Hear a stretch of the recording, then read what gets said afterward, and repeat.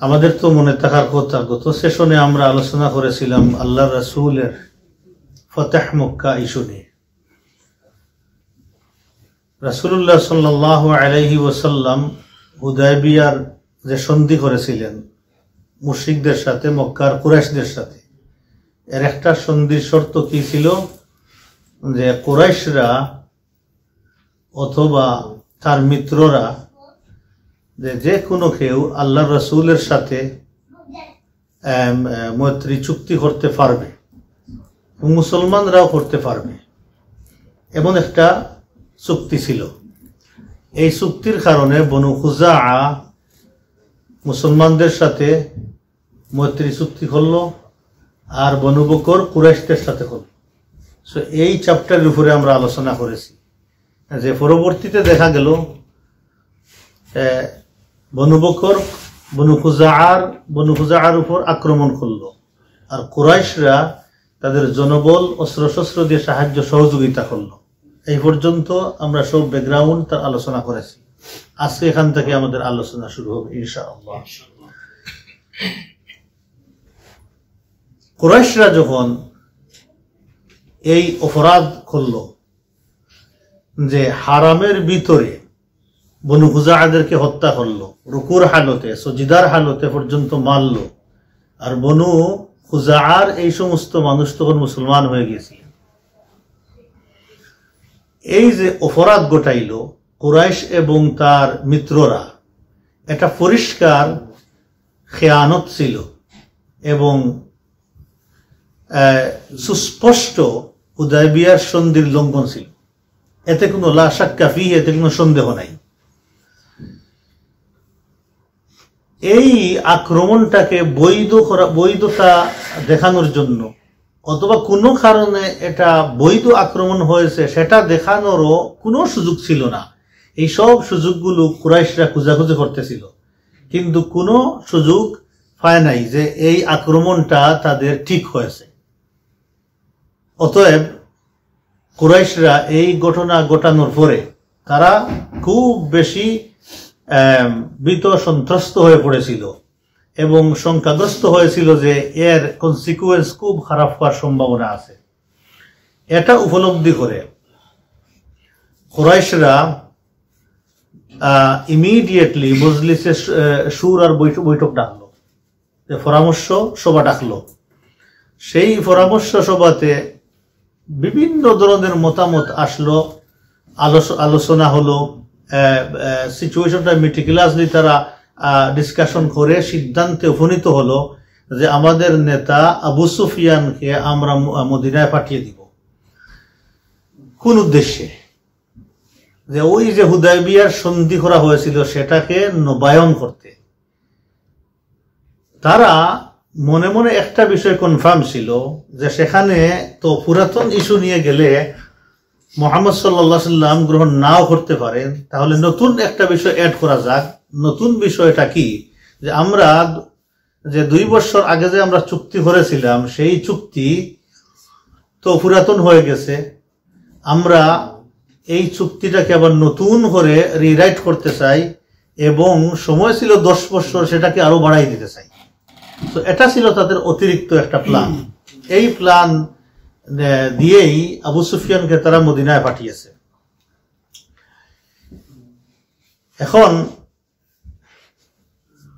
এটা তাদের সিদ্ধান্ত, তারা মদিনায় পাঠাবে।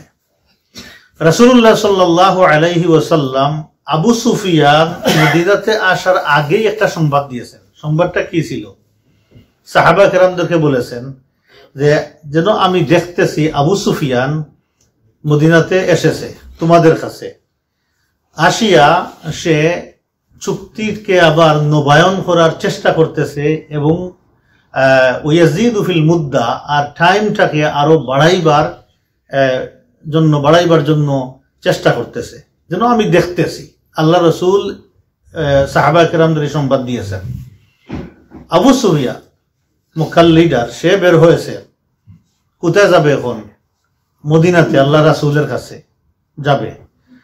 সে উসফান নামক জায়গাতে আসিয়া বুদাইল ইবনে ওয়ারাকার সাথে তার সাক্ষাৎ হল। বুদাইল ইবনে ওয়ারাকার সাথে আমরা গত সেশনে আলোচনা করেছি। বুদাইল খুজাআর একজন লোক, সে আল্লাহ রাসূলের কাছে আসিয়া যে কুরাইশ এবং বনু বকরের যত অপকর্ম, অপরাধ, ক্রাইম করছে সেটার বর্ণনা তিনি দিয়েছিলেন। আল্লাহ রাসূলের কাছে বর্ণনা দিয়ে তিনি মক্কার দিকে রওনা দিয়েছেন। উসফান নামক জায়গাতে গিয়ে তার সাথে আবু সুফিয়ানের সাক্ষাৎ হয়ে গেল। সেখানে একটা তখন মার্কেট ছিল, এখনো পর্যন্ত মার্কেট আছে, সেখানে তারা আসিয়া রেস্ট নিত। অনেক সময় তাদের ওই যে পশুগুলো, আরোহণের পশুগুলোকে সেখানে রেস্টিং এর একটা জায়গা ছিল, সেখানে রাখতো। তার সাথে মিট হয়ে গেল। তিনি বুদাইল মদিনা থেকে আসতেছে মক্কার দিকে। আবু সুফিয়ান বুদাইলকে দেখে বলল যে আমার মনে হয় তো তুমি মুহাম্মদের কাছ থেকে আসতেছো। বুদাইল বলল, না, আমি মুহাম্মদের কাছে যাইনি। সে বলল যে সিরতু ফি খুজাআত ফি হাযিহি সাহিল ওয়া ফি বাতনি হাযাল ওয়াদি, যে আমি খুজাআর কিছু মানুষের সাথে ওই সমুদ্রের ফাঁস দিয়ে একটু বেড়াইতে গিয়েছিলাম, আর ওই যে পাহাড়ের বতনগুলো আছে, ভ্যালিগুলো আছে, সেখানে আমরা একটু বেড়াইতে গিয়েছিলাম, আমি মুহাম্মদের কাছে যাইনি। আবু সুফিয়ান বলল, তুমি বলো সত্য করে তুমি মুহাম্মদের কাছে যাওনি? সে বলল, লা, আমি যাই নাই। ফালাম্মা রাহা বুদাইল, বুদাইল যখন উসফান ত্যাগ করে মক্কার দিকে রওনা দিয়ে দিল, আবু সুফিয়ান কিন্তু শান্তি পাইতেছিল না। সে কোনো না কোনোভাবে এটা ফাইন্ড আউট করার চেষ্টা করবে। বুদাইল চলে আসার পরে সে মনে মনে ভাবলো, না, বুদাইলের কোথায় গিয়েছে, বুদাইল কোথায় থেকে আসতে, সেটা ফাইন্ড আউট করতেই হবে। সে করলো কি, ওই যেখানে বুদাইলের উট রেখেছিল সেই উটের মলগুলোকে গিয়ে সে কি করতে লাগলো, এক্সপেরিমেন্ট করতে লাগলো, সেগুলো খুঁজাখুঁজি করতে লাগলো। খুঁজেইয়া সে ওই মলের মধ্যে পাইলো খেজুরের বিচি। পাইয়া সে নিশ্চিত হয়ে গেল বুদাইল মদিনা থেকে আসতেছে। প্রত্যেক যুগে দেখেন মানুষের কিছু ব্রেইন ছিল যে ট্রেস করার জন্য কি কি পন্থা অবলম্বন করতে হবে। আজকালকের যুগে যে মনিটরিং যেগুলো ডিভাইস গুলো বের করেছে যে ডিটেক্ট করার জন্য, আসলে ওইগুলো দেখে দেখেই কিছু জিনিস করা। তো সে এই ব্রেইনটা তাদের ছিল, তারা এমন, তাদের জ্ঞান এই পরিমাণ ছিল, এটা কোন কৌমের লোক, ওই ফাড়া দিয়ে গেলে ফাও মাফিয়া তারা বুঝতে পারতো এটা কোন কৌমের লোক। এই জ্ঞানটা আল্লাহ তাদেরকে দিয়েছিলেন। তারা যেখানে টয়লেট করতো, টয়লেট গিয়ে খুঁজাইয়া পাইতো ওই ওই এরিয়ার মানুষ ওই এরিয়া বসবাস করে। এইগুলো ছিল তাদের জ্ঞান। সো আল্লাহ সুবহানাহু ওয়া তাআলা প্রত্যেক যুগে মানুষের ব্রেইনটাকে এইভাবেই রেখেছেন যে তার অবস্থা ম্যানেজ করার জন্য আল্লাহ সুবহানাহু ওয়া তাআলা এই ব্যবস্থাটা আল্লাহ সুবহানাহু ওয়া তাআলা করে দিয়েছেন। অতএব সে নিশ্চিত হয়ে গেল যে বুদাইল মদিনা থেকে এসেছে। কারণ যদি বুদাইল মদিনা থেকে এসে যায়, অর্থাৎ আল্লাহ রাসূলের কাছে আবু সুফিয়ানের আগে মেসেজ চলে যায়, তাহলে তো আবু সুফিয়ান সে ভিন্ন চিন্তা করতে হবে, তার প্রিপারেশনটা ঘুরাইতে হবে। যে সুজা যেভাবে নিয়ত নিয়ে যাইতেছে, ইন্টেনশন নিয়ে সেইভাবে গেলে হবে না, আগে তার মানে কথাবার্তাকে সেগুলো সাজাইতে হবে মাথার মধ্যে। এই চিন্তা করলো সে। যখন সে এটা পাইলো মলের মধ্যে খেজুরের বিচি, সে বললো, ওয়াল্লাহি লাকাদ জাআ বুদাইল মুহাম্মাদান, আল্লাহর কসম বুদাইল মুহাম্মদের কাছ থেকে এসেছে। এখন করার কিছু নাই। আবু সুফিয়ান উসফান থেকে রওনা দিয়ে মদিনাতে গিয়ে ঢুকছে। মদিনাতে গিয়ে আবু সুফিয়ান সর্বপ্রথম কার বাসায় গেল? কার ঘরে? উম্মে হাবিবা রাদিয়াল্লাহু তাআলা আনহার ঘরে। উম্মে হাবিবার পরিচয় কি? আল্লাহ রাসূলের স্ত্রী, আমাদের মা উম্মে হাবিবা। কার মেয়ে? আবু সুফিয়ানের মেয়ে। এই আবু সুফিয়ানের মেয়ে, আবু সুফিয়ানের মেয়ে উম্মে হাবিবা, আমাদের মা উম্মে হাবিবা রাদিয়াল্লাহু তাআলা আনহার ঘরে গেলেন। সেখানে গেলেন, ওনার মেয়ের ঘর তো মোটামুটি বুক বড় করে সেখানে গেছেন। সেখানে গিয়ে আল্লাহ রাসূলের বিছানাতে বসার চেষ্টা করছেন, মানে বিছানা তো সেখানে গিয়ে বসবেন, বসতেছেন এমন সময় মেয়ে বিছানাটা গুটাই দিলেন। বললেন যে এই বিছানাতে তুমি বসতে পারবা না। তখন তিনি মন খারাপ করে বললেন যে, ও আমার মেয়ে, তুমি কি মনে করো যে আমি এই বিছানার যোগ্য না, এখানে বসার যোগ্য নাই? আর তুমি কি মনে করো যে এই বিছানা আমার যোগ্য না? তুমি কোনটা মনে করো? তিনি বললেন, বাল হুয়া ফিরাশু রাসূলিল্লাহি সাল্লাল্লাহু আলাইহি সাল্লাম, এই বিছানা হচ্ছে আল্লাহ রাসূলের, এটা জেনতেন মানুষের না, এটা সাইয়্যিদুল কাউনাইন রাসূলুল্লাহ সাল্লাল্লাহু আলাইহি সাল্লামের বিছানা। ওয়া আনতা মুশরিকুন নাজাসুন, তোমার মতো নাফাক মুশরিক এখানে বসে যাইবা, সহজ নাকি? তাহলে মানসিকভাবে উনি ব্যঙ্গে পড়ার কথা। এখন এ যত বড় লিডার হোক, মেয়ের কাছে গিয়ে এমন ধাক্কা খাওয়ার পরে তো উনার আর ব্রেইনে ফাংশনিং করা ভালোভাবে কথা না। প্রথম ডিফিট উনার এখানেই গিয়ে। তখন তিনি আবু সুফিয়ান বলল, আল্লাহি লাকাদ আসাবাকা বা'দি শাররুন, আল্লাহর কসম আমাকে পরিত্যাগ করে আসার পর থেকেই তুমি নিকৃষ্ট হয়ে গেছো। তারপরে সে এখানে আর বসে নাই, সেখান থেকে বের হয়ে সে রাসূলুল্লাহ সাল্লাল্লাহু আলাইহি সাল্লামের কাছে গেল। তাহলে 1 নম্বর সে ধাক্কা খাইল কোথায় গিয়ে? আর মেয়ের কাছে। 2 নম্বর সে আল্লাহ রাসূলের কাছে গেল, ইয়া ফাকাল্লামাহু, আল্লাহ রাসূলের সাথে সে দীর্ঘ আলোচনা করলো। আল্লাহ রাসূল চুপ করে শুনলেন তার কথা, কোনো উত্তর দেন নাই। ফালাম ইয়ারুদ্দা আলাইহি শাইউন, রাসূলুল্লাহ সাল্লাল্লাহু আলাইহি ওয়াসাল্লাম তার একটা কথারও জবাব দেন নাই। সে একজন লিডার, এই কথা বারবার বলতে পারে না, মুহাম্মদ আমার কথা কি শুনতেছো না? সে বুঝতেছে কার সামনে কথা বলতেছে। সে যত বড়ই বনু কিনানার লিডার হোক অথবা কুরাইশের লিডার হোক, যে রাসূলুল্লাহ সাল্লাল্লাহু আলাইহি ওয়াসাল্লামের অথরিটির ভিতরে আসিয়া যে সে কিছু কথা বলবে বড় গলায়, এই সাহস তার নাই। সে আল্লাহ রাসূলের কাছে আসিয়া যে প্ল্যান করে এসেছে, তার প্ল্যানটা সে উপস্থাপন করলো। বনু কুরাইজা, বনু খুজাআর সাথে তাদের যে মনোমালিন্য হয়েছে, যে তাদের ঝগড়াঝাটি হয়েছে, বনু বকরকে জড়িত করে সে বিষয়টা উপস্থাপন করলো। রাসূলুল্লাহ সাল্লাল্লাহু আলাইহি ওয়াসাল্লাম শুনলেন, কত কথার জবাব দিলেন না। সেখান থেকে সে নিরাশ হয়ে বেরিয়ে আসলো। 3 নম্বর, সুম্মা যাহাবা ইলা আবু বকর, তারপর সে আবু বকরের কাছে গেল। ফাকাল্লামাহু, আবু বকরের সাথে গিয়েও ডিটেইলসে ডিসকাশন করলো, আলোচনা করলো এবং রিকোয়েস্ট করলো যে এই বিষয়টা নিয়ে তুমি মুহাম্মদ সাল্লাল্লাহু আলাইহি ওয়াসাল্লামের কাছে যাও এবং বিষয়টা নিয়ে তুমি আলোচনা করো। তিনি বললেন, মা আনা বিফাইল, আমি এই কাজ করতে পারবো না, এই কাজ করার সাহস আমার নাই যে আল্লাহ রাসূলের কাছে গিয়ে আমি সুপারিশ করবো, এটা আমাদের সম্ভব না, তুমি আমার কাছ থেকে চলে যাও। 3 নম্বর, আবু বকরের কাছ থেকে সে নিরাশ হলো। 4 নম্বর, সুম্মা আতা উমর ইবনুল খাত্তাব রাদিয়াল্লাহু আনহু, এখন গেল সে উমর ইবনুল খাত্তাব রাদিয়াল্লাহু আনহুর কাছে। গিয়ে সে একই কথা সেখানে প্রেজেন্ট করলো এবং বলল যে তুমি একটু সুপারিশ করো আল্লাহ রাসূলকে, আল্লাহ রাসূল যেন বিষয়টা একটু খানের মধ্যে নেন এবং বিষয়টা একটু ডিল করেন, তিনি যেইভাবে ডিল করবেন আমরা রাজি আছি। উমর ইবনুল খাত্তাব রাদিয়াল্লাহু আনহু তার কথা শুনে বললেন, আনা আশফাউ লাকুম ইলা রাসূলিল্লাহ, এই তোর এত সাহস কই থেকে আসলো যে তুই মনে করছ যে আমি আল্লাহ রাসূলের কাছে কি সুপারিশ করব তোমাদের জন্য? তুই কি মনে করছ? ওয়াল্লাহি, আল্লাহর কসম, লাউ লাম আজিদ ইল্লা যার, যদি আমি কিছু না থাকে, আমার হাতে কিছুই না পাই, ছোট্ট একটা কাঠের টুকরাও যদি পাই, লা জাহাদতুকুম বিহি, সেটা নিয়ে তোমাদের বিরুদ্ধে আমি আমরণ জিহাদ করব। তুই কার কাছে আসছ? এখন সে মাহরুম হয়ে গেল। এখান থেকে মাহরুম হয়ে সে গেল আলী রাদিয়াল্লাহু আনহুর দরবারে। ওই সময় ওনার কাছে ছিলেন ফাতিমা রাদিয়াল্লাহু আনহা এবং হাসান রাদিয়াল্লাহু আনহু। একটু বড় হয়েছেন, উনি দৌড়াদৌড়ি করতেছেন, হাঁটতেছেন সামনে। সেখানে গিয়ে আলীকে বললেন, ও আলী, তুমি টোটাল কুরাইশের ভিতরে আত্মীয়তার দিক থেকে আমার সবচেয়ে কাছের মানুষ, আমি তোমার সবচেয়ে কাছের মানুষ। রহমান মানে আত্মীয়তার সম্পর্কের দিক থেকে। আমি একটা জরুরি হাজত নিয়ে তোমার কাছে আসছি, যে তুমি আমাকে হতাশ করে ফিরিয়ে দিও না, ডিসঅ্যাপয়েন্ট করিও না আমাকে, তুমি অলরেডি আমি ডিসঅ্যাপয়েন্টেড হয়ে গেছি। এই বলে তিনি উনার স্টেটমেন্টটা প্রেজেন্ট করলেন এবং রিকোয়েস্ট করলেন আল্লাহ রাসূলের কাছে বিষয়টা নিয়ে যাইতে।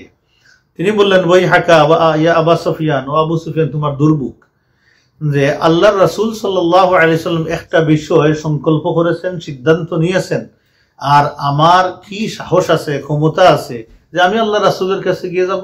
মা নাস্তাতিউ আন নাতাকাল্লাম ফিহি, যে আল্লাহ রাসূলের সাথে গিয়ে এই বিষয়ে কথা বলার কোনো শক্তি সামর্থ্য আমাদের নাই, আমাদের কারো নাই, ইম্পসিবল, এই কাজ আমরা করতেই পারবো না। আবু সুফিয়ান ফাতেমা রাদিয়াল্লাহু আনহার দিকে তাকিয়ে বলল যে তুমি কি তোমার এই ছেলেটাকে অর্ডার করবা, এই ছোট বাচ্চা হাসানকে অর্ডার করবা, সে যেন মানুষের কাছে গিয়ে, মানুষের মাঝে গিয়ে নিরাপত্তার ঘোষণা দেয়। অর্থাৎ সে গিয়ে বলবে আমি নিরাপত্তার ঘোষণা দিলাম। এই ঘোষণা কি সে দিবে? মানে তার ব্রেইন এখন ফাংশন করতেছে যে অ্যাটলিস্ট এই ফ্যামিলির একজন মানুষ যদি নিরাপত্তার ঘোষণা দেয় তাহলে অ্যাটলিস্ট যুদ্ধটা আর হবে না, এই যুদ্ধটা স্টপ হয়ে যাবে, ঘোষণা দিবে। যদি সে ঘোষণা দেয় তাহলে ফাইয়াকুনু সাইয়্যিদুল আরব ইলা আখিরিদ দাহরি, তাহলে সে আরবের নেতা হয়ে যাবে শেষ জামানা পর্যন্ত, সে আরবের নেতা হয়ে যাবে। ফাতিমা রাদিয়াল্লাহু আনহা বললেন, আল্লাহর কসম, আমার এই ছোট্ট সন্তান নেতা হওয়ার বয়স এখনো পৌঁছে নাই, আর নিরাপত্তা দেওয়ার ঘোষণার এই যেও সে যায় নাই। অতএব রাসূলুল্লাহ সাল্লাল্লাহু আলাইহি সাল্লামের জীবদ্দশায় কারো সাহস নাই নিরাপত্তার ঘোষণা দেওয়া মানুষের মধ্যে। তাহলে সে কি হয়ে গেল? এখানেও নিরাশ হয়ে গেল। সকল চেষ্টা ব্যর্থ হওয়ার পরে আযলামাতিদ দুনিয়া আমামা আইনাই আবি সুফিয়ান, মুফাসসিরিন কেরামগণ বলতেছেন তখন আবু সুফিয়ানের সামনে দুনিয়া অন্ধকার হয়ে গেছে, আর কোনো অপশন নাই। কি করবে সেও জানে না, কি বলবে সেও জানে না, তার আকল চলে গেছে। শেষ পর্যন্ত বিকারীর মতো আলী রাদিয়াল্লাহু আনহুর কাছে গিয়ে বলছেন, ও আলী, পুরা হতাশ হয়ে গেলাম আমি, এখন তুমি আমাকে কিছু নসিহত দাও, আমি কি করতে পারি? ফানসিহনি, তুমি আমাকে নসিহত দাও, আমি এখন কি করতে পারি? আলী রাদিয়াল্লাহু আনহু বললেন, আল্লাহর কসম, আমার কাছে এমন কোনো পরামর্শ নাই যে তোমাকে দিব আর সেটা তোমার উপকারে আসবে। আমার কাছে এমন কোনো অদ্ভুত পরামর্শ নাই যে তোমার কাছে তোমাকে আমি দিব। ওয়ালাকিন্নাকা সাইয়্যিদু বনি কিনানা, কিন্তু মনে রাখবা তুমি বনু কিনানার সর্দার, একজন লিডার মানুষ। ফাকুম ফাআজির বাইনান নাস, তুমি দাঁড়াইয়া মানুষের মধ্যে নিরাপত্তার ঘোষণা দিয়ে দাও। এই পরামর্শ কে দিলেন? আলী রাদিয়াল্লাহু আনহু দিলেন। সুম্মাল হক বিআরদিকা, তারপরে তুমি যাও গি মক্কায়, এই ঘোষণাটা দিয়ে তুমি মক্কাতে যাও গিয়া। সে বলল, আলী, তাহলে তুমি কি মনে করো আমি যদি এই ঘোষণা দিয়ে যাই এটা কোনো উপকারে আসবে? আলী রাদিয়াল্লাহু আনহু বললেন, আল্লাহর কসম, এটা কোনো উপকারে আসবে না, কোনো উপকারে আসবে না। ওয়ালাকিন্নী লাম আজিদ যালিকা লাকা গায়রা যালিক, আমি এই জন্য বললাম যে আমার কাছে আর কোনো নসিহত তোমার জন্য নাই, পরামর্শ উপদেশ নাই, এই জন্য এটা তোমাকে বলে দিলাম, তুমি দিয়ে দাও এটা যদি তুমি চাও। আবু সুফিয়ান মসজিদের মধ্যে গিয়ে সে ঘোষণা দিল, আইয়ুহান নাস, হে মানুষেরা, ইন্নী আজিরতু বাইনান নাস, আমি মানুষের মধ্যে নিরাপত্তার ঘোষণা দিলাম। এই ঘোষণা দিয়ে সুম্মা রাকিবা বাঈরা ওয়ানতালাকা, তারপরে সে সোজা উটের উপরে উঠলো আর মক্কার দিকে রওনা দিয়ে দিল। তাহলে শেষ পর্যন্ত কে ঘোষণা দিল? সে নিজে। আবু সুফিয়ান এটা নিরাপত্তার ঘোষণা দিয়ে, এর পিছনে ছিল এইটা। আলী রাদিয়াল্লাহু আনহু জানেন এটা কাজ হবে না, কিন্তু বলে দিলেন যাতে মানুষটা এমন মাহরুম হয়েছে, এমন বেওকুফ হয়েছে আবু সুফিয়ানের মতো মানুষ, যে তাকে একটু হেল্প করি, হয়তো তার দিল একটু নরম হবে, কোনোদিন আল্লাহ তাকে হেদায়েত দিয়ে দিতে পারেন। সুবহানাল্লাহি ওয়া বিহামদিহি। এটা ছিল চক্ষুষ্মানা আলী রাদিয়াল্লাহু আনহুর ফরাসত, মানে দূরদর্শিতা, যে হয়তো এটার কারণে কোনো একটা হয়েছে। আলহামদুলিল্লাহ, সামহাও সে মক্কা বিজয়ের আগের রাত্রিতেই সে মুসলমান হয়েছে, আবু সুফিয়ান। তো আমরা আলোচনা করবো ইনশাআল্লাহ। এখন আবু সুফিয়ান কোথায়? রওনা দিছে মক্কা, এবং মক্কাতে পৌঁছে গেছে। মক্কাতে পৌঁছার পরে লোকজন আসে তার চারপাশে জড়ো হয়েছে সংবাদ জানার জন্য। কি সংবাদ নিয়ে আসছো? মা ওয়ারাকা, তোমার পিছনের খবর তোর কি, একটু বলো আবু সুফিয়ান। আবু সুফিয়ান বলল, আমি মুহাম্মদের কাছে গেলাম, কথা বললাম, তিনি আমার কোনো কথার জবাব দিলেন না। তারপরে আমি ওমরের কাছে গেলাম, ফালাম আজিদ ফিহি শাইআন খায়রা, আমি তার কাছে গিয়ে কোনো ভালো কিছু পাইলাম না। তারপরে আমি গেলাম ওমরের কাছে, ফাওয়াজাদতুহু আদনাল আদুয়ে, আমি পাইলাম সবচেয়ে কঠোর দুশমন। কাকে পাইলাম? ওমরকে পাইলাম সবচেয়ে শক্ত দুশমন। তারপরে গেলাম আমি আলীর কাছে, আলিয়ানাল কাউম, আলীকে সবচেয়ে নরম পাইলাম। মাশাআল্লাহ, এটলিস্ট আলীর কিছু পরামর্শ দিয়েছে, এই জন্য আলীকে সবচেয়ে নরম পাইলাম। তিনি আমাকে একটা কাজ করার জন্য তিনি পরামর্শ দিলেন, সেই অনুযায়ী কাজ করে আমি চলে আসছি। লোকজন বলল, তুমি এই জটিল পরিস্থিতিতে কি কাজের পরামর্শ আলী দিয়েছেন, আর তুমি কি কাজ করে আসছো? সে বলল, আমারানি, তিনি আমাকে আদেশ দিলেন যে আন আজিরা বাইনান নাস, আমি যেন মানুষের মধ্যে নিরাপত্তার একটা ঘোষণা দিয়ে যাই।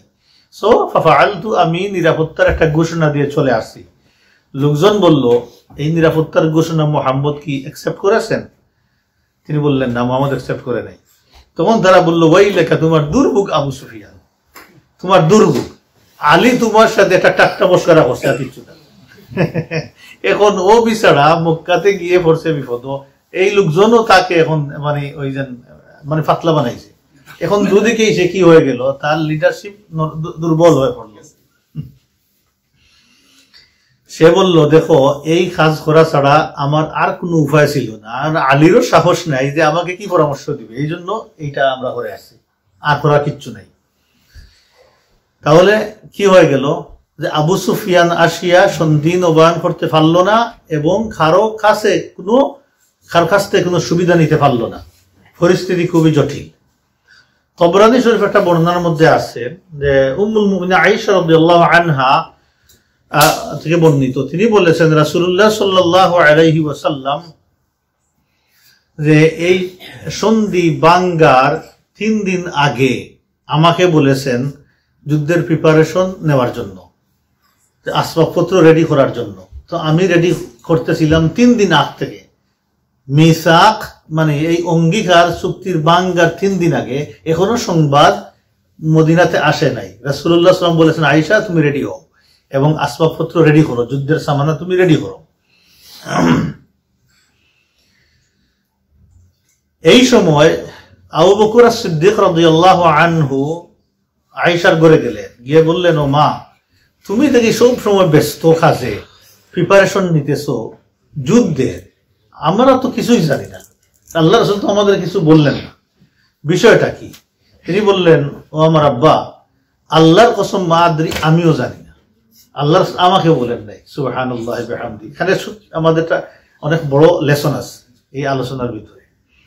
রাসূলুল্লাহ সাল্লাল্লাহু আলাইহি সাল্লাম উম্মুল মুমিনিন আয়েশা রাদিয়াল্লাহু আনহাকে বলেন নাই, বলছেন তুমি প্রিপারেশন করো। তিনি প্রিপারেশন করতেছেন এবং উনিও আল্লাহ রাসূলকে বারবার বলেন নাই, কারণ আল্লাহ রাসূল একটা কথা বললে যদি কল্যাণ দেখেন তাহলে আল্লাহ রাসূল আগে ভাগেই বলে দেন।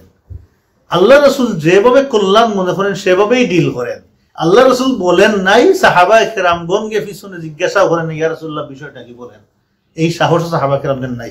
এটাকে বলে ইতাআত, আনুগত্য। যে কি পরিমাণ আনুগত্যের লেভেল ছিল আমরা বুঝতে পারলাম। তারপরে ইম্পর্টেন্ট ইস্যুটাকে কিভাবে হিডেন রাখতে হয় এই একটা বিষয়।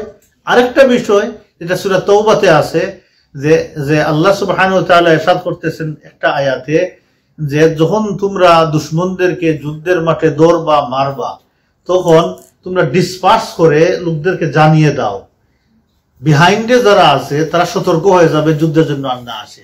তাহলে এ আয়াত দ্বারা বোঝা যায় জানিয়ে দেওয়া, আর এই ঘটনা দ্বারা বোঝা যায় যে না জানানো। ওই বিষয়টা মাথায় রাখবেন, যদি বলে যে স্মরণ করে দিন ইনশাআল্লাহ। তো আবু বকর রাদিয়াল্লাহু আনহু কে জিজ্ঞাসা, তিনি বললেন, আল্লাহর কসম আব্বাজান আমিও জানি না। আবু বকর রাদিয়াল্লাহু আনহু বললেন, আল্লাহর কসম এখন তো বনুল আসফারদের সাথে যুদ্ধে যাওয়ার সময় না। বনুল আসফার খারাপ। বনুল আসফার হচ্ছে গিয়ে ওই রোমান, তাদের বিরুদ্ধে তো যুদ্ধ করার সময় না এখন। তাহলে কোন দিকে যাবেন? বারবার জিজ্ঞাসা মেয়েকে, কিন্তু আল্লাহ রাসূলকে জিজ্ঞাসা নাই। মেয়ে আবার বলতেছেন যে আমি জানি না। আবার বলতেছেন ফাইনা ইউরিদু রাসূলুল্লাহ সাল্লাল্লাহু আলাইহি ওয়াসাল্লাম, আল্লাহ রাসূল কোন দিকে যাবেন তুমি কিছু জানো না? তুমি বলে ওয়াল্লাহি আল্লাহর কসম আব্বাজাল্লাহ ইলমা লি, আমার কোনো ইলমই নাই এই ব্যাপারে, আমি জানি না কোন দিকে আল্লাহ রাসূল যাবেন। এখন তিনি বলতেছেন উম্মুল মুমিনিন আয়েশা রাদিয়াল্লাহু আনহা, যে তৃতীয় দিনে যখন এই বাঙ্গার খবরটা আসলো কিভাবে, তৃতীয় দিনে সালিম, আমর ইবনে সালিম আল খুজাই, আমরা বলেছিলাম না মক্কা থেকে বের হয়ে তিনি মদিনাতে এসেছিলেন। এই তৃতীয় দিনে আসিয়া তিনি আল্লাহ রাসূলের কাছে ঘটনা বর্ণনা করলেন। তারপরে এই বুদাইল আসিয়া ঘটনা বর্ণনা করলেন, এই কবিতা গাইয়া বর্ণনা করলেন, ইয়া রব্বি ইন্নী নাশিদুন মুহাম্মাদান, যে আমরা গত সেশনে আলোচনা করেছি। তারপরে আবু সুফিয়ান আসলো। এই একটার পর একটা মদিনাতে আসার পরে মানুষের আস্তে আস্তে চোখ খুলতে লাগলো, বিষয়টা কোন দিকে কি গোড়াইতেছে মানুষ জানতে লাগলেন। হ্যাঁ, আবু সুফিয়ান বিদায় হওয়ার পরে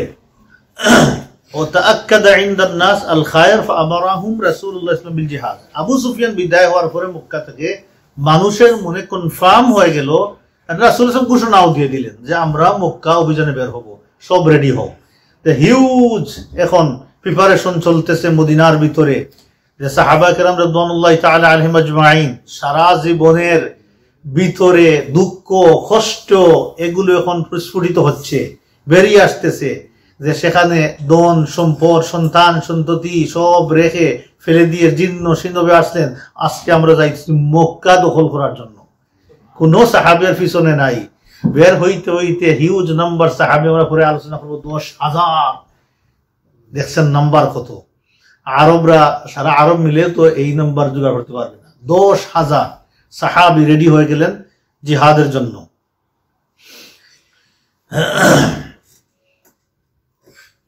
রাসূলুল্লাহ সাল্লাল্লাহু আলাইহি সাল্লাম এই ঘোষণা দিয়ে একটা দোয়া করলেন আল্লাহর কাছে। দোয়াটা হচ্ছে আল্লাহুম্মা হুযিল উয়ুন ওয়াল আখবার আন কুরাইশ হাত্তা নাবাগতুহা ফি বিলাদিহা। ও আল্লাহ, যত গোয়েন্দা আছে কুরাইশদের আর যত নিউজ রিপোর্টার আছে আমাদের মধ্যে, কারো কোনো নিউজ এবং গোয়েন্দা যেন মেসেজটা নিয়ে, আমাদের এই অভিযানের মেসেজটা নিয়ে যেন কেউ মক্কাতে যাইতে না পারে, আল্লাহর কাছে দোয়া করলেন। আল্লাহ রাসূল প্রিপারেশন নিলেন আর আল্লাহর কাছে দোয়া করলেন।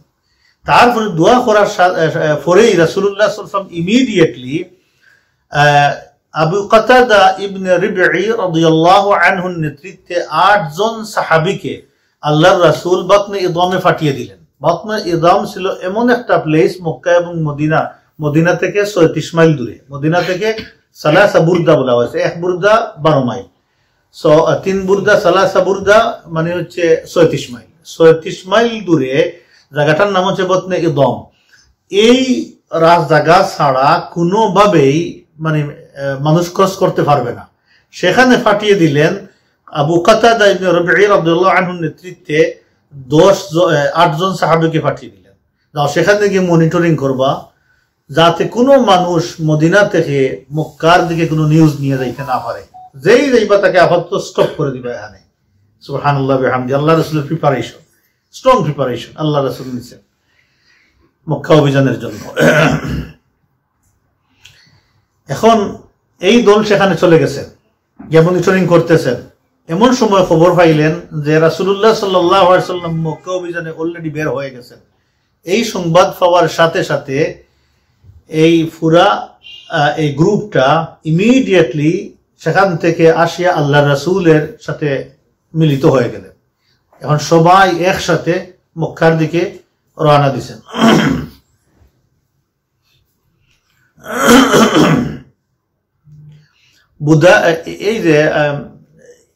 এই যে 8 জন সাহাবীর সারিয়া, এই সারিয়াতে একটু ঘটনা আছে, ছোট্ট একটা ঘটনা আমি টাচ করে দিই। আমির ইবনুল ইদবাত, আমির ইবনুল ইদবাত এক ব্যক্তি, উনার সাথে কিছু উট ছিল আর কিছু সরঞ্জামাদি ছিল। তিনি সাহাবায়ে কেরামদেরকে ওই এরিয়ার পাশে ছিলেন। তিনি সাহাবায়ে কেরাম সালাম করলেন, আসসালামু আলাইকুম ওয়া রাহমাতুল্লাহ, ইসলামের সালাম দিলেন। মিলহাম ইবনে জুসামা রাদিয়াল্লাহু আনহু বললেন, আনতা মুনাফিক, তুমি মুনাফিক, বাঁচার জন্য সালাম দিছো তোমারে।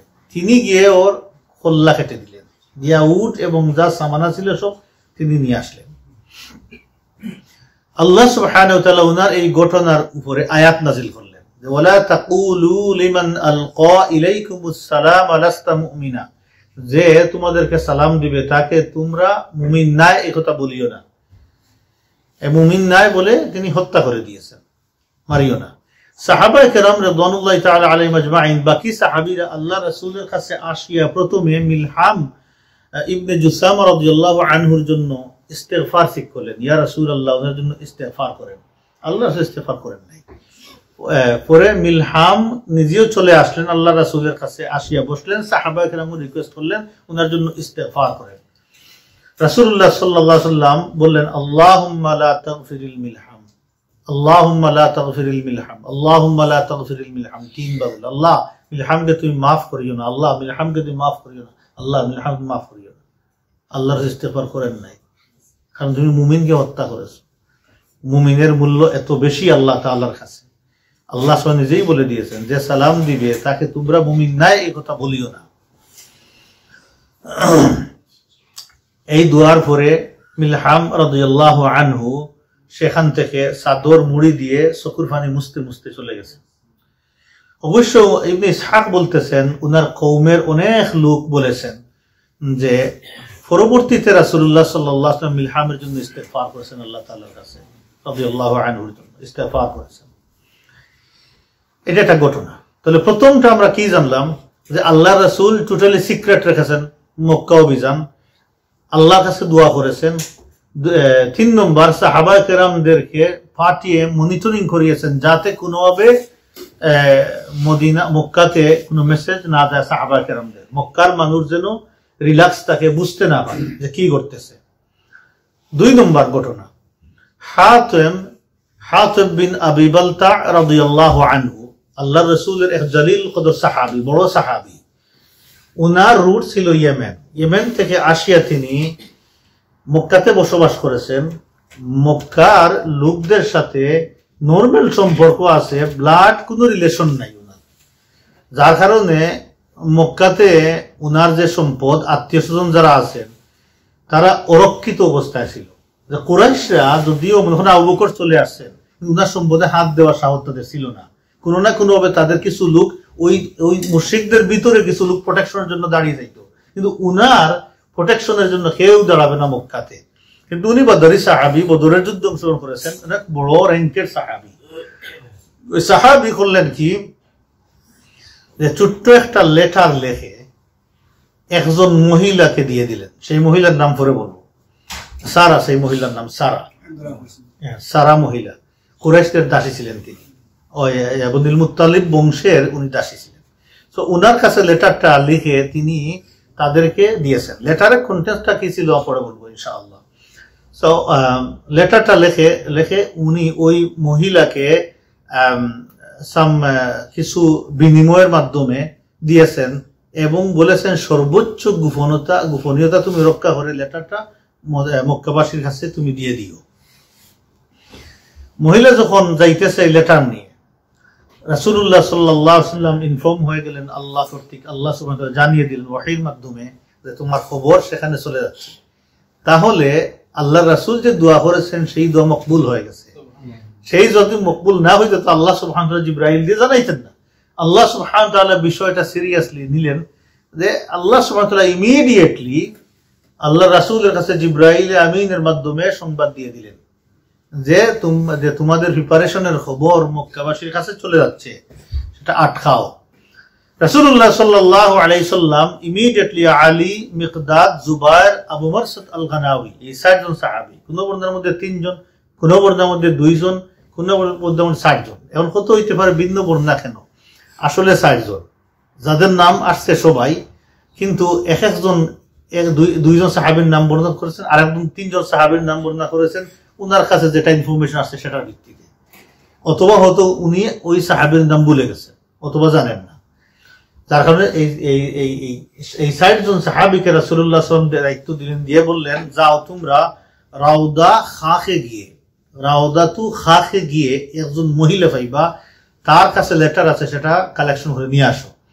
সাহাবায়ে কেরাম রাদিয়াল্লাহু তাআলা আলাইহিম আজমাইন, এই 60 জন সাহাবী দ্রুত গতিতে সেখানে গেলেন। সেখানে গিয়ে ওই মহিলাকে ধরলেন। সে অস্বীকার করলো, বললেন তোমার কাছে লেটার সেটা দেও। সে অস্বীকার করলো, বললো আমার কাছে কোনো লেটার নাই। সাহাবায়ে কেরামগণ তার হাওদা চেক করলেন, বিলঙ্গিং যেগুলো আছে সেগুলো চেক করলেন, সেগুলো পাইলেন না। আলী রাদিয়াল্লাহু আনহু বললেন আল্লাহর রাসূল বলেছেন তোমার কাছে লেটার আছে, মিথ্যা হতে পারে না, তুমি লেটার দেও, না হলে আমরা তোমাকে উলঙ্গ করে সারা শরীর তোমার তছনছ করে আমরা চেক করে নিয়ে যাবো, লেটার তুমি দিয়ে দাও। মহিলা এই ঘোষণার পরে সাহাবায়ে কেরামদের স্ট্যান্স দেখে, অবস্থান দেখে সে বিমর্ষ হয়ে পড়লো। সে বলল আপনারা একটু চোখটা ঘুরান, এদিকে একটু ফিরেন। সাহাবায়ে কেরাম ওদিকে ফিরছেন, সে চুলের কুফা থেকে বের করে লেটারটা আলী রাদিয়াল্লাহু আনহুর হাতে দিল। তো সাহাবায়ে কেরামগণ ফাখাল্লা সাবিলা, তার রাস্তা ছেড়ে দিলেন, যা। সে এই লেটারটাও পড়ে নাই, মহিলা যে সংবাদ দিবেন এখানে ছেড়ে দিয়েছেন। লেটার নিয়ে সাহাবায়ে কেরামগণ আল্লাহ রাসূলের দরবারে হাজির। এই লেটার, ইয়া রাসূলুল্লাহ,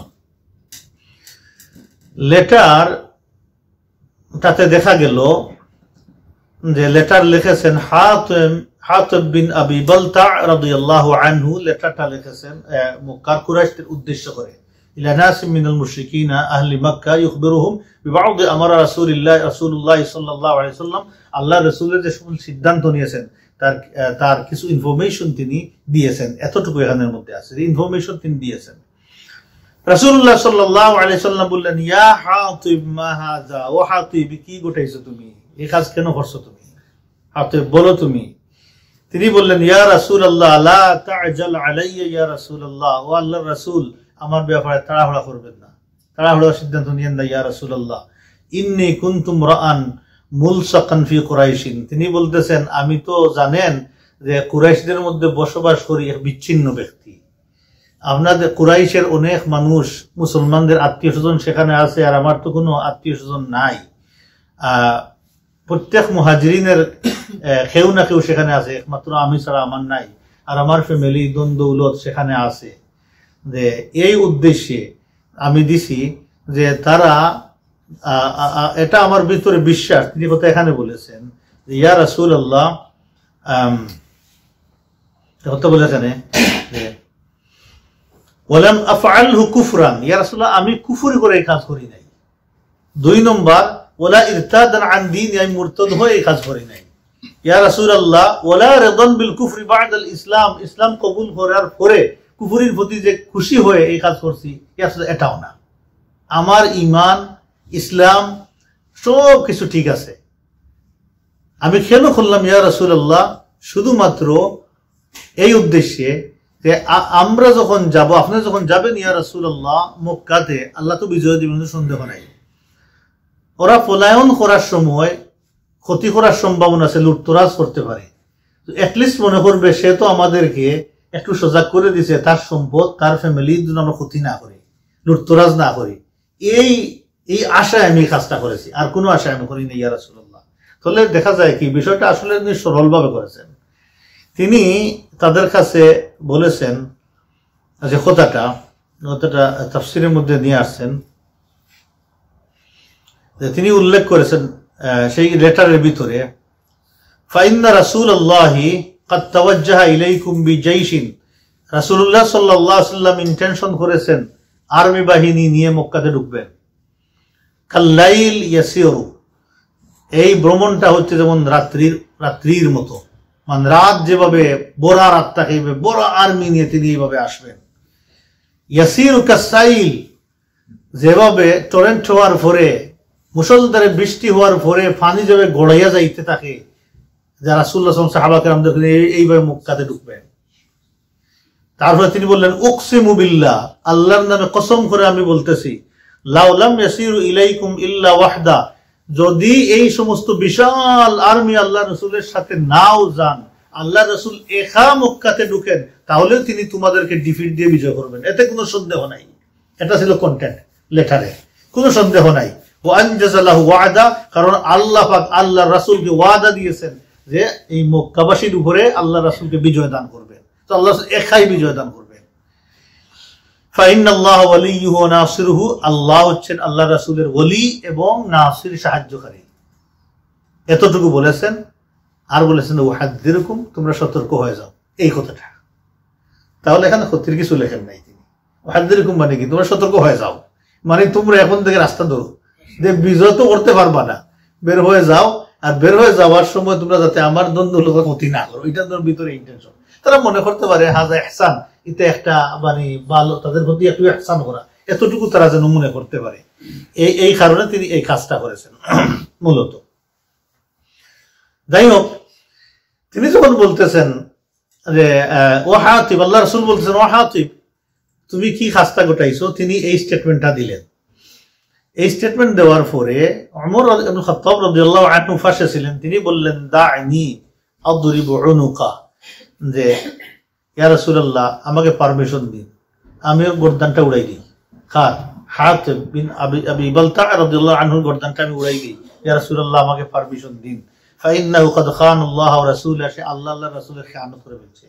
ওয়া নাফিকুন ওয়াকাদ নাফাকা, সে মুনাফিক হয়ে গেছে, আমি তার গর্দানটা উড়াই দিই। তখন রাসূলুল্লাহ সাল্লাল্লাহু আলাইহি সাল্লাম বললেন, ওমর থামো, লাআল্লাল্লাহ, হতে পারে আল্লাহ সুবহানাহু ওয়া তাআলা কাদ আত্তালা আলা আহলি বদরিন, বদরবাসীদের ব্যাপারে তো একটা কথা আল্লাহ বলেই রেখেছেন, আর এটা উনার ব্যাপারে আল্লাহ বলতে পারেন যে ই'মালু মা শি'তুম কাদ গাফারতু লাকুম, যারা বদরে যুদ্ধে অংশগ্রহণ করেছিলেন আল্লাহ তাদের ব্যাপারে বলেছেন তোমরা এখন থেকে যেই আমল করতে চাও করো, আল্লাহ তুমি মাফ করেই দিবেন। সুবহানাল্লাহি ওয়া বিহামদিহি। ওরা তো একটা সার্টিফিকেট নিয়েই নিছেন। এই কথা যখন বলেছেন রাসূলুল্লাহ সাল্লাল্লাহু আলাইহি ওয়াসাল্লাম, তখন ওমর ইবনে খাত্তাব রাদিয়াল্লাহু আনহু জারাফাতা আইনা, দুই চোখ দিয়ে জোর করে উনার পানি পড়া শুরু হলো, আর সেখান থেকে তিনি উঠে চলে গেলেন, বলেন আল্লাহু ওয়া রাসূলুহু আ'লামু, আল্লাহ আল্লাহর রাসূল সবচেয়ে ভালো জানেন, এখানে আমার ইন্টারভিউ কিছু নেই। তিনি উঠে চলে গেলেন। এখন দেখেন রাসূলুল্লাহ সাল্লাল্লাহু আলাইহি ওয়াসাল্লাম বিষয়টাকে টোটালি গোপন রাখলেন। গোপন রাখিয়া রাসূলুল্লাহ সাল্লাল্লাহু আলাইহি ওয়াসাল্লাম এই অভিযান পরিচালনা করলেন।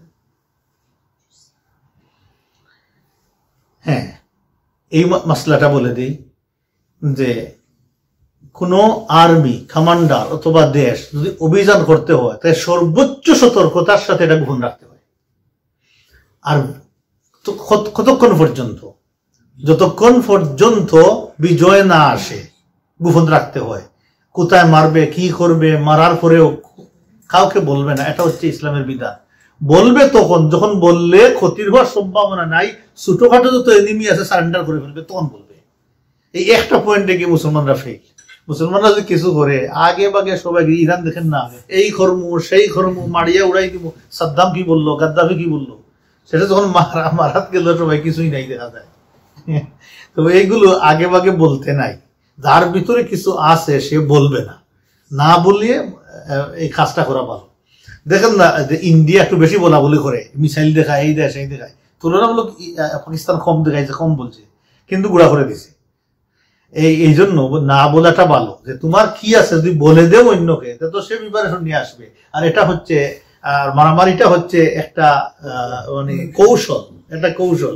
তোমার কৌশল যদি অন্য বলে দাও তো হইল না, এটা উল্টো হয়ে গেল।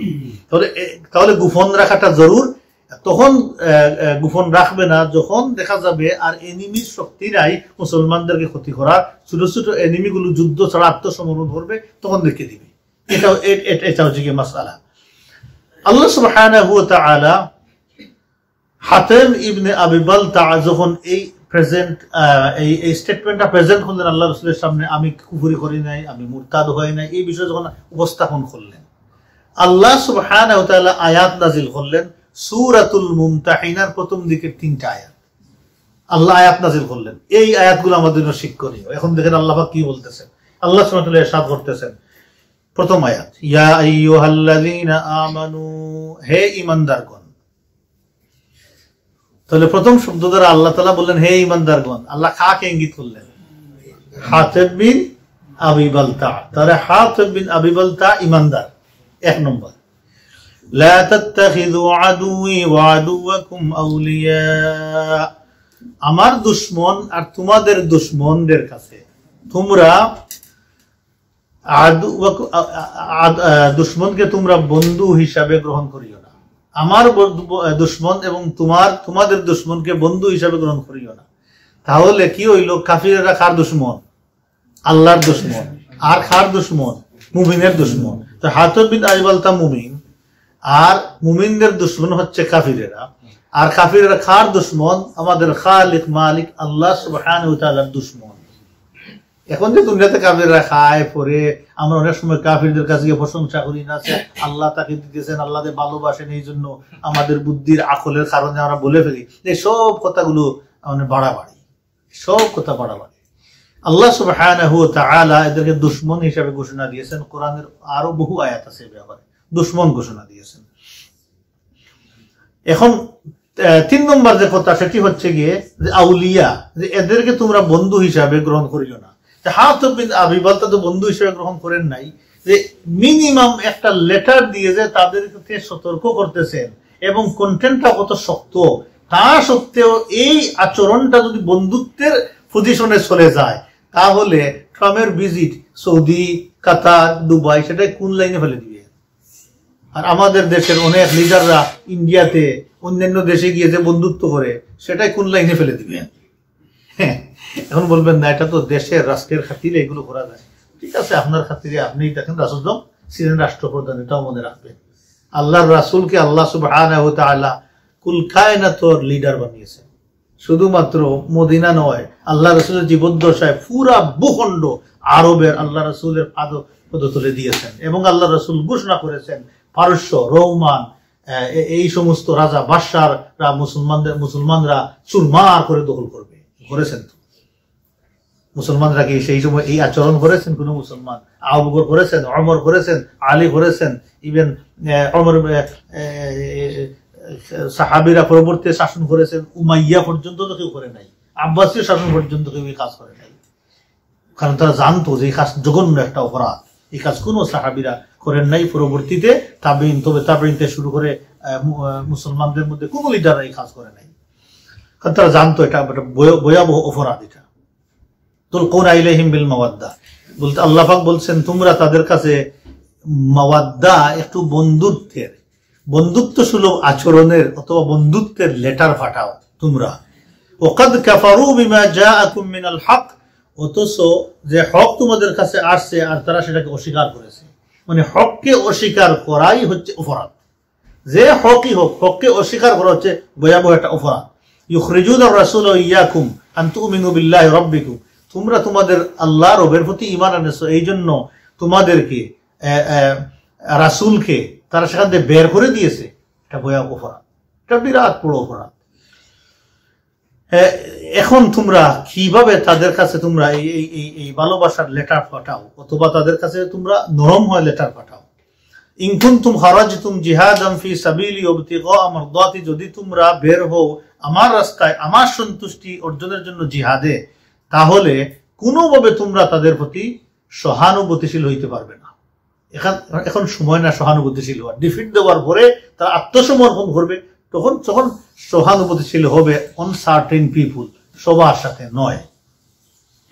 তুসরুনা ইলাইহিম বিল মাওয়াদ্দা, তোমরা তাদের কাছে গোপনে গোপনে লেটার পাঠাও, ভালোবাসার লেটার পাঠাও। ওয়া আনা আ'লামু মা আখফাইতুম ওয়া আ'লানতুম, আমি তো জানি তোমরা যা গোপন করো, তোমরা যা প্রকাশ করো সেটা আমি জানি। ওয়া মান ইয়াফআলহু মিনকুম, এখন তোমাদের থেকে যারা এই কাজ করবে, ফাকাদ দাল্লা সাওয়া'আস সাবিল, সে সঠিক পথ থেকে পথহারা হয়ে অনেক দূরে চলে যাবে, পথভ্রষ্ট হয়ে যাবে। তাহলে ঘোষণাটা কি আসলো আল্লাহ সুবহানাহু ওয়া তাআলার পক্ষ থেকে? যে কোনোভাবে কোনো কাফির মুশরিকদের সাথে বন্ধুত্ব করা যাবে না, ফ্রেন্ডশিপ করা যাবে না, ইভেন নর্মাল কেসের মধ্যেও করা যাবে না। আমরা আমাদের দেশে আছে দেখবেন, হ্যাঁ, আমরা তাদের সাথে লেনদেন করব, চলাফেরা করব, উঠা বসা করব, কোনোভাবে আমাদের দিন যদি সেখানে চলে আসে, সামহাউ কোনো ক্ষেত্রে কোনো কম্প্রোমাইজ সেখানে আমাদের নাই। হ্যাঁ, ব্যবসা বাণিজ্য তাদের দোকানে আছে, আমরা কিনতে যাই, তারা আমাদের দোকানে কিনতে আসে, এটা ভিন্ন কথা।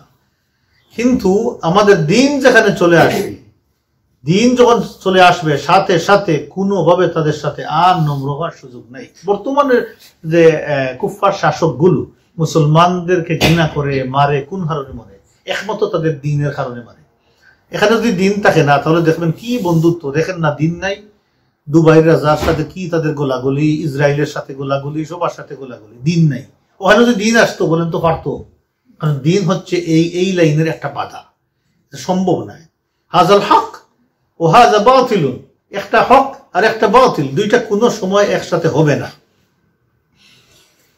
তার পরের আয়াতে আল্লাহ সুবহানাহু ওয়া তাআলা ইরশাদ করতেছেন, ইয়াসকাফুকুম ইয়াকুনু লাকুম আ'দাআন, তারা যদি তোমাদেরকে নাগালে পায়, তোমরা তো তাদের সাথে সফট হয়ে যাও। তারা যদি ইয়াসকাফুকুম ইয়াকুনু লাকুম আ'দাআন, তারা যদি তোমাদেরকে একটু নিচে ফেলে দিতে পারে, তাহলে তাদের সকল দুশ্মনী জাহির করে ফেলবে। আর উপরে থাকলে দেখাইবে না, উপরে তাহলে সার খুব ভালোবাসবে। আর যদি দেখবেন তারা একটু পাওয়ার পায় তোমাদের উপরে, সব তোমাদের রাগ গুসা যা আছে, তাদের হিংসা বিদ্বেষ সব তোমার ঢেলে দিবে, যদি তারা এই সুযোগটা পায়। ওয়ায়াবসুতু ইলাইকুম আইদিয়াহুম ওয়া আলসিনাতাহুম বিসু, আর তারা তোমাদের দিকে হাত এবং রসনা, খারাপ হাত এবং খারাপ রসনা তোমাদের দিকে তারা নিক্ষেপ করবে। অর্থাৎ যত খারাপ আছে প্রচার করা, সব প্রচার করবে তোমাদের বিরুদ্ধে, যুদ্ধ করবে তোমাদের বিরুদ্ধে। ওয়াদ্দু লাউ তাকফুরুন, তাদের সকল কিছুর প্ল্যানই হচ্ছে তারা চায় তোমরা যেন কুফরি করো, বাস শেষ, এইটাই চায় তারা। এই যে মসজিদের নামাজ বন্ধ করে মসজিদের গান বাজনা করো, মহিলাদেরকে নিয়ে নাচাও, সেখানে ট্রাম্পকে খুশি করার জন্য কুফরি করো, বস দেখেন না সে কত খুশি, ওয়াও দেখে ট্রাম্প বলতেছে, এটা করার কথা, সে খুশি হওয়ার কথা। এরপরে আছে আল্লাহ পাক বলতেছেন লান তানফাআকুম আরহামুকুম ওয়ালা আওলাদুকুম, তবে সতর্ক থাকো হে হাতিব বিন আবি বালতা, তুমি যে সম্পদ, তুমি যে সন্তান সন্ততির কল্যাণের জন্য কাজ করতেছো, মনে রাখো একটা কথা, লান তানফাআকুম আরহামুকুম ওয়ালা আওলাদুকুম ইয়াউমাল কিয়ামা, কিয়ামতের দিন তোমার আত্মীয়তার সম্পর্ক, তোমার সন্তান, এই কোনো কিছুই তোমার কাজে আসবে না, কোনো কিছুই কাজে আসবে না। ইয়াউমাল কিয়ামাত ইয়াফসিলু বাইনাকুম, তোমাদের মধ্যে পরিষ্কার ফয়সালা হয়ে যাবে। ফয়সালা হইলে দেখবা ফিতাও সন্তান স্বীকার করবে না, সন্তানও ফিতা স্বীকার করতে চাইবে না। ইয়াউমা ইয়াফিরুল মারউ মিন আখি ওয়া উম্মিহি ওয়া আবি ওয়া সাহিবাতি ওয়া বানি, বলবে না ও তুমি আমার মা নাই, যাও, তুমি তো আল্লাহর কাজ করো নাই, না ফরমানি করছো, কিসের মা আমার, যাও, ওখানে কিছু হবে না। হ্যাঁ, যদি আল্লাহ সুবহানাহু ওয়া তাআলা ইহসান হয়ে তার ভিতরে দেন, আর ওই মহিলা যদি সুপারিশ পাওয়ার খাতায় তার নাম চলে আসে, তাহলে সুপারিশ করবেন, নতুবা সুপারিশ করতে পারবেন না। যদি উনিও সুপারিশের যোগ্যতায় পৌঁছেন, তাহলে বিষয়টা আসলে জটিল, সহজ নয়। আল্লাহু বিমা তা'মালুনা বাসীর, আল্লাহ সুবহানাহু ওয়া তাআলা দেখতেছেন তোমরা যা করতেছো। ইনশাআল্লাহ পরবর্তী সেশনে আমরা আলোচনা করব রাসূলুল্লাহ সাল্লাল্লাহু আলাইহি ওয়াসাল্লাম কিভাবে মক্কাতে ঢুকতেছেন গিয়ে, পুরা বিষয়ের উপরে এই অভিযান নিয়ে আমরা আলোচনা করব। মক্কায় ঢোকার পরে আল্লাহ রাসূল কি কি করেছেন সেটা আরো হয়তো 2-3টা লেসন আমাদের সেশন হতে পারে ইনশাআল্লাহ। আল্লাহ তাআলা যেন আমাদেরকে আল্লাহ রাসূলের সিরা থেকে নিজের জীবন গঠন করার বুঝার লেসনের তৌফিক দান করুন। আলহামদুলিল্লাহি রাব্বিল আলামিন, সুবহানাল্লাহি ওয়া বিহামদিহি, নাশহাদু আল্লা ইলাহা ইল্লা আনতা, নাস্তাগফিরুকা ওয়া নাতুবু ইলাইক।